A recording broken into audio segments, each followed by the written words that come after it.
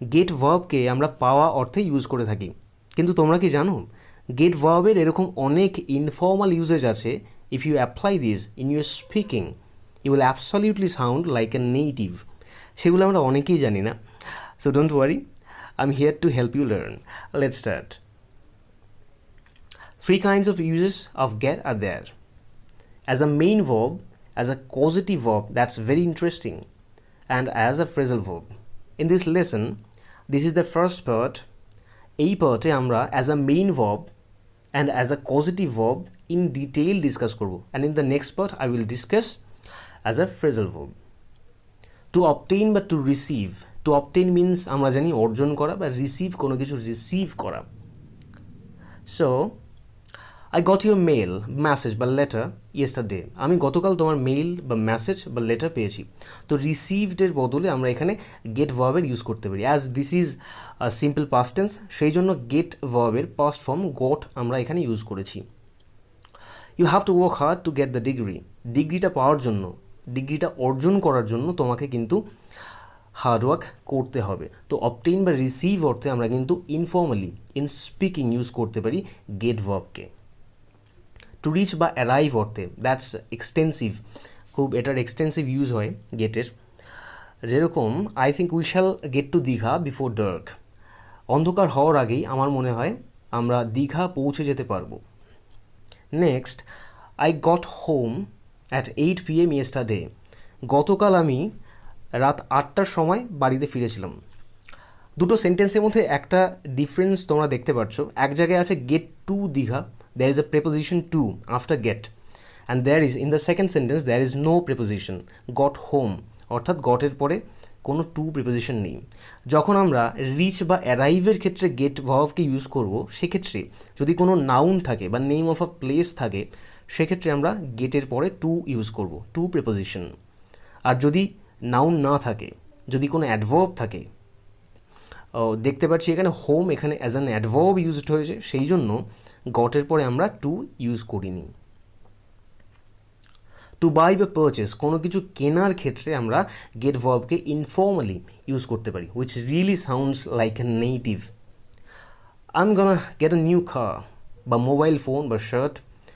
আমি একটি নতুন মোবাইল ফোন বা নতুন একটি গাড়ি বা একটি শার্ট কিনতে চলেছি। তো বাই বা পারচেস অর্থে দেখতে পাচ্ছি গেটকে আমরা ইউজ করতে পারছি। He is got a new laptop বা স্মার্ট ওয়াচ। সে একটা নতুন ল্যাপটপ নিয়েছে, নতুন ল্যাপটপ কিনেছে, নতুন স্মার্ট ওয়াচ কিনেছে। ল্যাপটপ, স্মার্ট ওয়াচ, এনিথিং হতে পারে, watch, wrist watch, anything. To become বা টু চেঞ্জ অফ স্টেট, এইটার এক্সটেন্সিভ ইউজ হয়, এটা হয়তো অনেকেই জানো। গেটের পরে টু বিকাম বা টু চেঞ্জ অফ স্টেটের ক্ষেত্রে যখন আমরা গেটকে ইউজ করব, সেক্ষেত্রে গেটের পরে আমরা কিন্তু অ্যাডজেক্টিভ ফর্মকে ইউজ করব। এখানে দেখতে পাচ্ছি আই এম বিকামিং বোর্ড না বলে যদি বলি I am getting board, it sounds native, অনেক ভালো লাগছে শুনতে।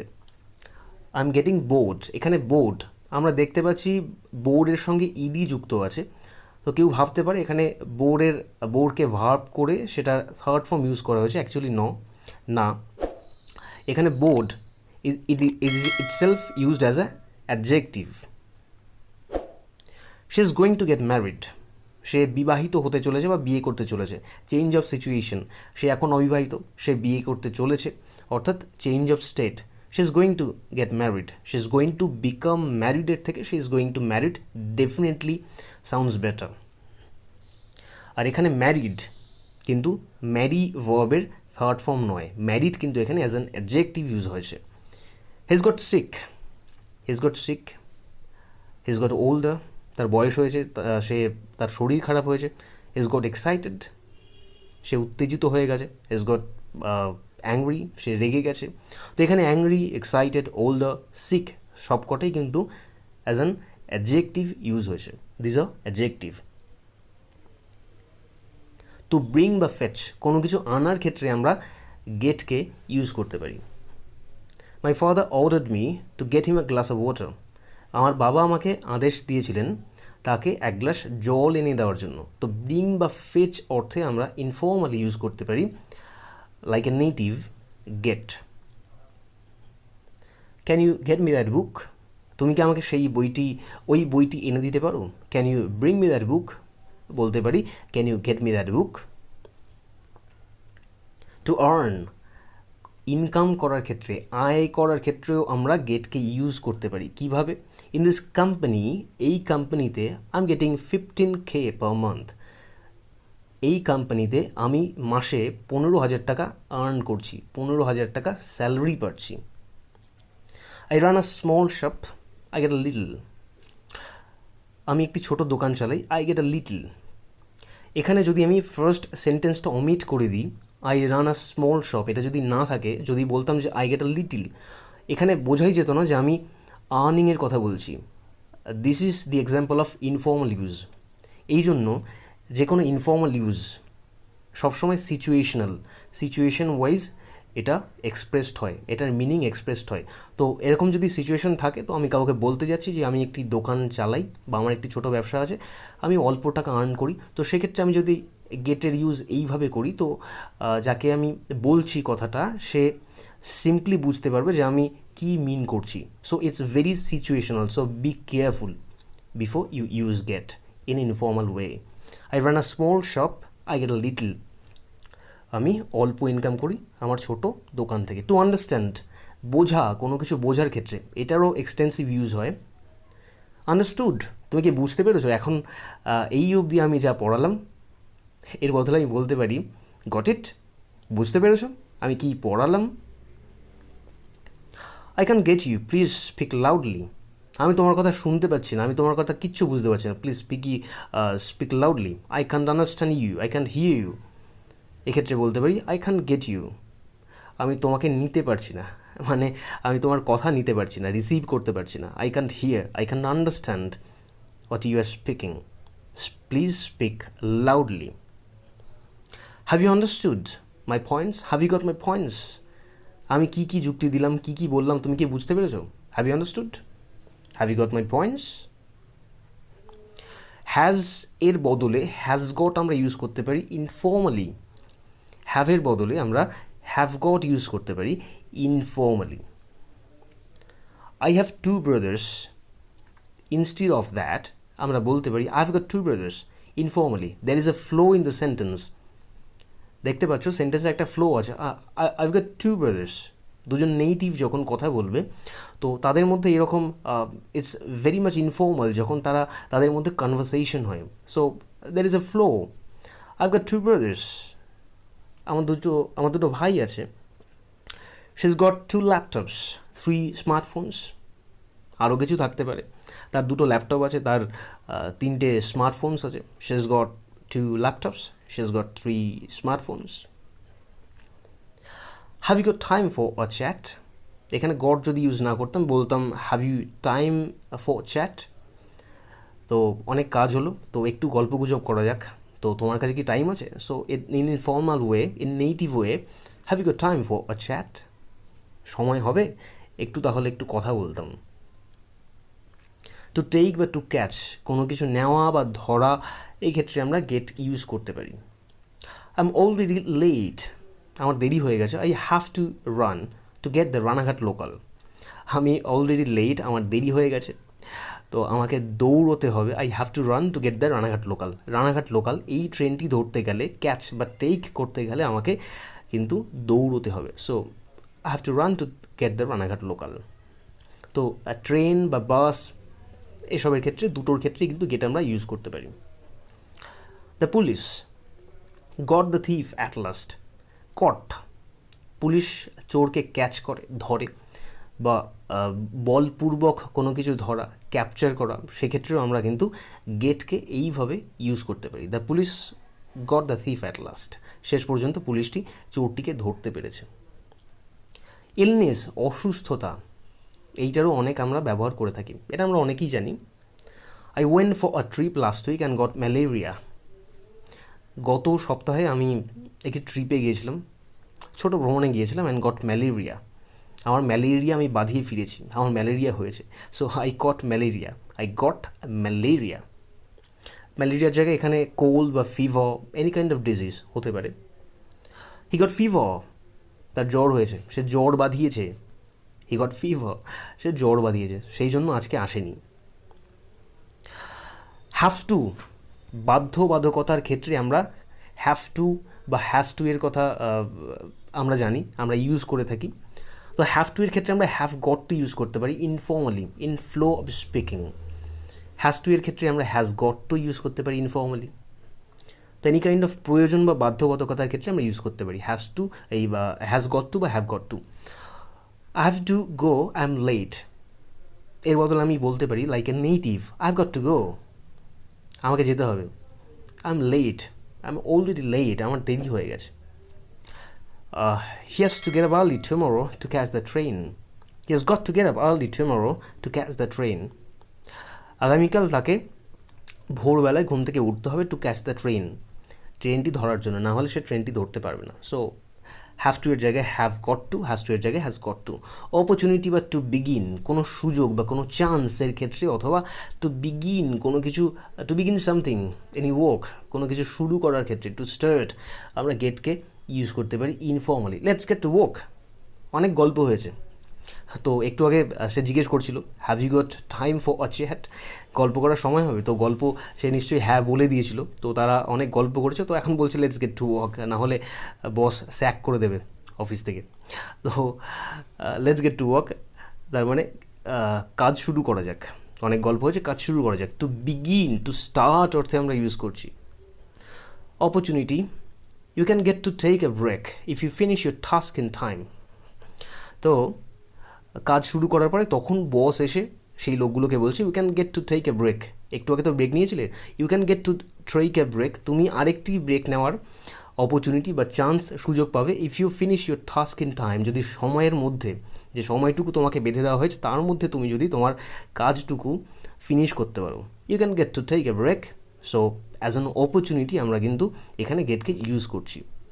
তো টাস্কটা কমপ্লিট করতে পারলে you can get to take a break, তুমি একটা ব্রেক নেওয়ার অপরচুনিটি পাবে।